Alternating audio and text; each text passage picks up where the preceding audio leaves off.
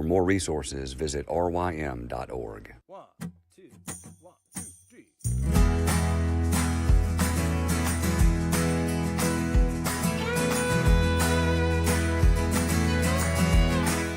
The Local Youth Worker is a daily podcast that's centered on 5 questions each week. Ranging from the practical to the professional, we're looking for answers to the questions you're asking. Whether you're in full-time, part-time, or even volunteer youth ministry, this podcast is for you.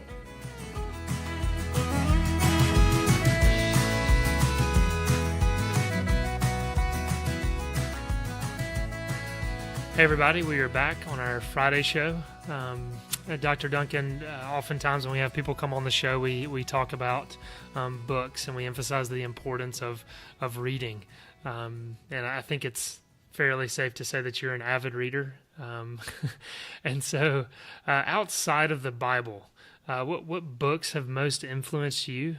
And then kind of a follow-up to that, what are you currently reading? It's hard to say and to narrow down to just a few books what has been most significant in my life. And there have been certainly different times of my life when different books have had an impact. I will say that boys sometimes lag behind girls in terms of getting a taste for reading. And it was in my junior year AP English course in high school that the fires just clicked on in my heart for reading.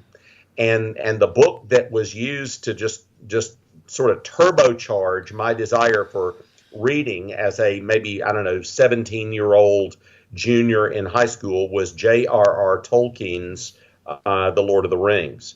I had a reading assignment where we had to read fiction literature from a list that Mrs. Parks, my AP English teacher, had given us. It was on the list, and I started reading it, and I was hooked. And not only did I come to love Tolkien, but I came to love reading in a way that I had never loved it before. I'd been reading, since I was a little kid, and reading outside of my assignments since I was a little kid. But my thirst for reading really, really changed. And I know part of that was a developmental thing. I was 17 years old. My frontal lobe is developing. There are all sorts of things happening, from the standpoint of just human development that were going on in me. But there was spiritual development going on as well. And so that book and Tolkien's writings have ever since been very, very dear to me. Tim Keller and I have joked over the years that we wonder how much our mutual love of Tolkien's writings has impacted our friendship with one another. So that book, as not necessarily a book of Christian theology, but just of really, really good fiction literature, had a big impact on me. Now, early on in my Christian life, the writings of J.I. Packer, R.C. Sproul, and Sinclair Ferguson had those three men in particular, their popular writings. Packer's Knowing God just had a big impact on me. Sinclair Ferguson's Doctrine of the Christian Life, which I think originally came out as something like Knowing Christianity or something like that. And then R.C. Sproul's popularizing works all had, they helped me start reading theology in digestible bites and getting excited about the truth of God's Word. And so all of those had a big impact on me. Reading Calvin's Institutes in seminary, first with a dear friend of mine who was a seminary classmate. We just started reading through the Institutes in the Old Beveridge translation together. And then I took a course on Calvin's Institutes with David Calhoun. And Dr. Calhoun and the class, there was a small class of maybe 5 or 6 of us. We read through the entire Institutes together over the course of a year. And that was just an amazing experience. I know Kevin DeYoung started reading through Calvin's Institutes when he was in college and has made a habit of just rereading it kind of on a constant basis over time. And the Institutes had that kind of an impact on me, just a a profound effect in terms of the spiritual effect on me, forming my own theological ideas, understanding the importance of Calvin on all of Protestant theology over the last 500 years, understanding the history and background of the Reformation. That had a big impact on me.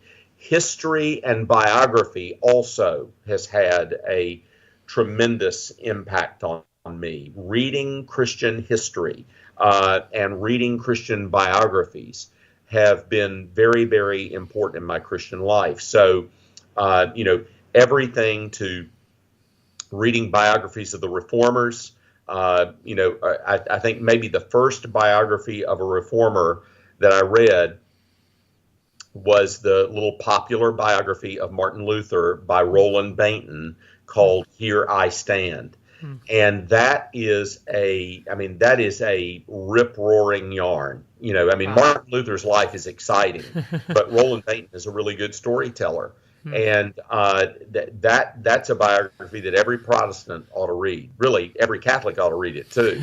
But it's a great retelling of the life of Martin Luther, and there's spiritual lessons for us in encountering that story. So the life of Martin Luther, and then a man named T.H.L. Parker wrote a little 100-page biography of John Calvin that actually I think you can get from Desiring God, the ministry of John Piper. You can get it for free. You can download it in a PDF file.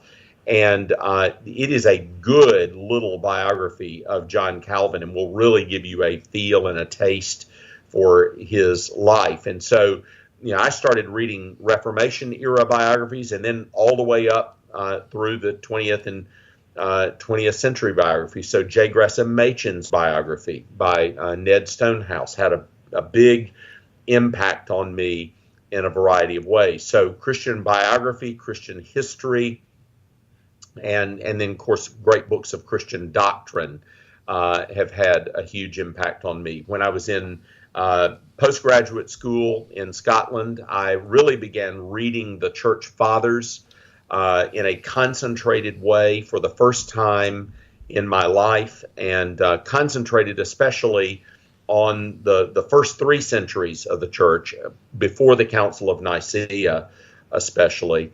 And that was just, it was a riveting experience to just sort of read chronologically through the Church Fathers and get a feel for the challenges and the context and the contributions of the fathers of the church. And so I remember reading the late 2nd, early 3rd century theologian Irenaeus for the first time, and just being overwhelmed by how close he was to the age of the apostles, and how he was discipled by someone who had been discipled by the Apostle John, and reading the sermons of Melito of Sardis and his exposition of the Passover in Exodus 12, and in light of the work of Christ on the cross, and just thinking that this is a man who was a younger contemporary of the apostles, expounding the Old Testament from the standpoint of preaching Christ. So that all of those experiences in reading were enriching to me. Right now, I always keep a lot of things going at once. I'm reading I'm reading Francis Grimke right now, who's a new hero of mine. Your friend and mine, Caleb Cangelosi, has just produced a little volume of Grimke's thoughts about preaching. I think it's just called Meditations on Preaching, that you can get from Log Cabin Press or Log College Press. That's right. But I've been reading Grimke's collected works. It's a 4-volume set of his collected works. And Grimke was he was born to a slave and a slave master in Charleston, South Carolina, before the Civil War. When his father died, his father left in his will for Francis Grimke to be freed. But his father's brother enslaved Francis Grimke, and then Francis Grimke escaped and went to the north. And he became a Presbyterian preacher. He studied under Charles Hodge at Princeton and became the pastor of the 15th Street Presbyterian Church in Washington, D.C., which he pastored for almost a half century. And so I've been reading his collected writings and just reveling in this hero of the Presbyterian faith that I had really never heard about until Thabiti Anyabwile wrote a book called Faithful Preachers. And Grimke was one of those preachers. And I said, man, here is one of my spiritual ancestors that I didn't even know about. And so I've been reading Grimke. I'm reading a lot, right now, just on the whole issue of theology and race. Right now, I've actually just picked up a book on the history of racism amongst white fundamentalism in the early part of the 20th century, called Doctrine and Race. So I'm trying to get up to speed on some areas in my own reading where I think there's probably been gaps. I've read a lot of 16th century reformers, and I've read a lot of 17th century reformers, and I've read a lot of 19th and 20th century reformed work, but there's certain gaps. And so I'm always trying to work in filling in gaps in my areas of knowledge that would keep me from being able to minister as effectively as I can to all of my students and to our churches. And so those are some of the things I'm reading right now. Well, that's great. I mean, those are encouraging, and we're going to try to get the links up to a lot of those so people can check that out if they're listening to this. Just curious and kind of putting you on the spot, are you in the process of working on a new book? Do you have anything on the back burner that you can share? Well, I've been of late writing chapters and forewords, frankly, more than anything else. I've got a couple of chapters. The RTS is producing a full volume set on covenant theology, and I'm writing a couple of chapters in that particular work. I've just written a chapter on Matthew Henry. There's a volume celebrating the 300th anniversary of Matthew Henry's death. He died in 1714, and so in 2014 there was a conference, and now there's a book being produced out of that conference that will be published by Erdman's on Matthew Henry, and I've got a chapter on his method for prayer in that particular volume that I've just written. And so I have a lot of little short things that I've been working on. My big project, I've got a book on covenant theology that I owe to Presbyterian and Reformed, in a series that Sean Lucas is editing, and then of course these chapters for the RTS volume. But I have one of my long-term goals is to turn my dissertation into a book on covenant theology in the early church, and so that's my big sort of long-term goal project. And I have a lot of shorter things that I'm working on along the way. Yeah, well, Dr. Duncan, you've taken a lot of time out with us, and I know you've got a lot on your plate. So once again, thank you so much. It's great to be with you, John, and the Lord bless you. Oh, come and buy without money. Oh, come and feast without